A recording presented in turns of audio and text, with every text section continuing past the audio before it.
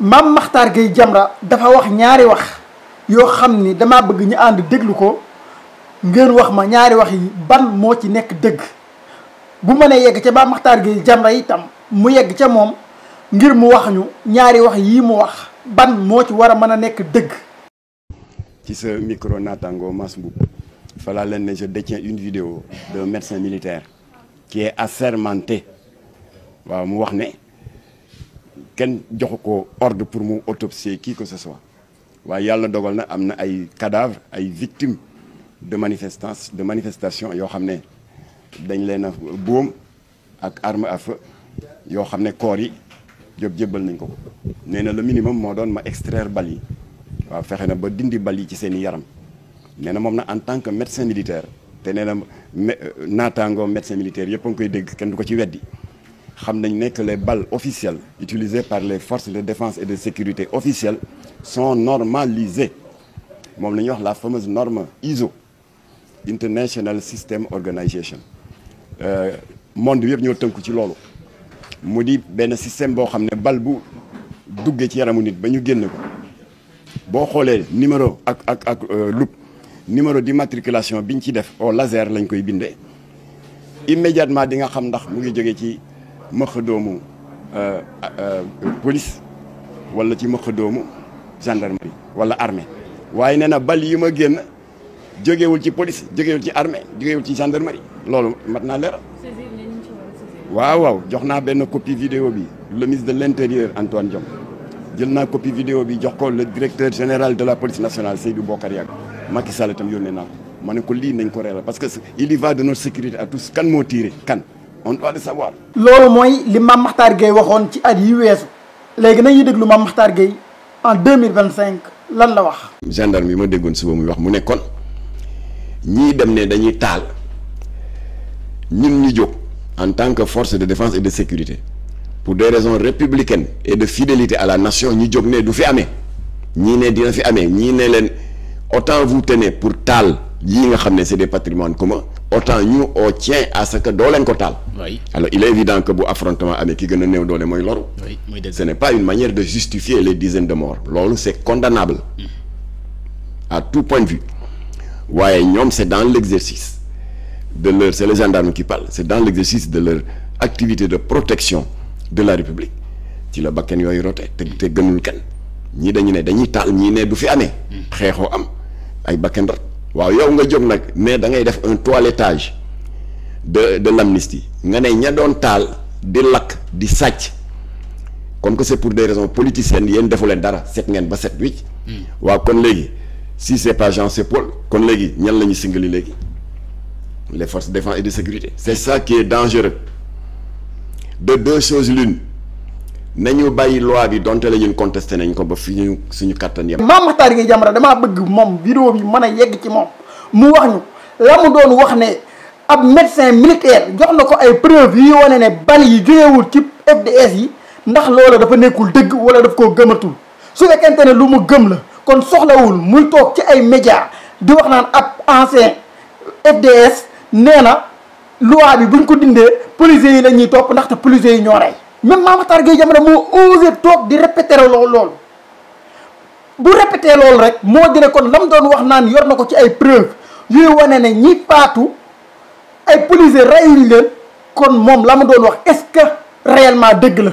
est-ce que réellement amoon na ay preuves yi mu doon wax ne yor na ko ba yónnee ko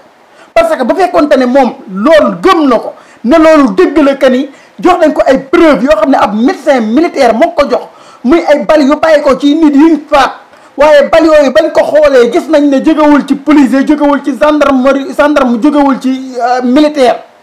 kon ci ñeneen lay war a mën a jóge loolu Mame Mactar Gueye bu amee preuve yooyu soxlawul di déglu ab ancien FDS bu naan ko ñii nga xamante ne ñoo faatu woon ci manifestation yooyu ci manifestation bi ay policiers ñoo leen rey loolu Mame Mactar Gueye Jamra moom warul soxla di dégg loolu parce que moom am na privilège su am preuve yoo xamante si ne ñun ñii kenn amu ko ci ñun kon bu demee tey di toog di wax naan dégg naa ci benn rajo mu am fa benn waay boo xam si ne da daan liggéey ci FDS yi waaye liggéeyatu fa nee na ñi faatu ay policiers ñoo leen rey loolu lu garaaw la te man dama jàpp ne saaru wax yii képp koo xamante ne yaa ngi koy wax bu loi bi deñee dañ laa war a woo pour que nga andi ay preuve yuy wane ne policiers yi ñoo rey ndaxte mënuñ ne dañuy xool ki rey te kenn xamu ko FDS yi néewuñ ñoo rey néewuñ néew yi la néewuñ ñeneen kenn mënul xam kan ak kan moo rey ndaxte même waa APR daan nañ ko jiñ waa Pastef tey ñu ne nañ leeral kan moo rey mu am ñu jóg du osé toog ci télé yi naan waa kii policiers yi ñoo rey parce que loolu la ñu wax carrément policiers yi ñoo rey la ñu wax parce que buñ nee loi bi buñ ko dindee policiers yi la ñuy topp kon yaa ngi wax ne policiers yi ñoo rey loolu nag képp koo mën a doon boo osé dire lu mel noonu ci média yi bu loi bi dañee dañ laa war a woo nga joxe sa ay preuve nañ bàyyi manipulation bi nañ bàyyi manipulation yi tey wax dëgg te yàlla tax man li ma gën a jaaxal nag ci Mame Mactar Gueye Jamra ak position bi moo di ne position bii mu am tey bi mu amoon keroog waa APR yi ñoo ko jëloon di ko partagé vidéo bi ci waa APR yi laa ko jëli ndaxte jamono boobu dañ doon wax ne policiers yi nekkul ne ñoom ñooy rey waaye ñiy rey waa Pastef lañu àndal ñoom tees boobu lañ gëmoon moo tax ñu jëloon waxu Mame Mactar Gueye Jamra bi partagé ko ci seen page yi tey waa APR yooyu ñoo ñëwaat di toog di wax ne policiers yi ñoom ñoo rey Mame Mactar Gueye osé waat toog ci plateau yi di défendre teesu policiers yi ñoo rey démb moo doon défendre teesu policiers yi reyuñu ba ka waa APR di wax tey jii waa APR yi ne policiers yi ñoo rey Mame Mactar Gueye Jamra ñëwaat défendre teesu policiers yi ñoo rey pourquoi Mame Mactar Gueye Jamra chaque jour tees bi muy défendre day méngoo ak bu waa APR pourquoi loolu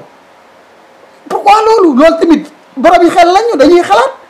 dañuy am ay questions yoo xam ne aussi dañ koy posé lan moo tax chaque jour position bi Mame Mactar Gueye Jamra di am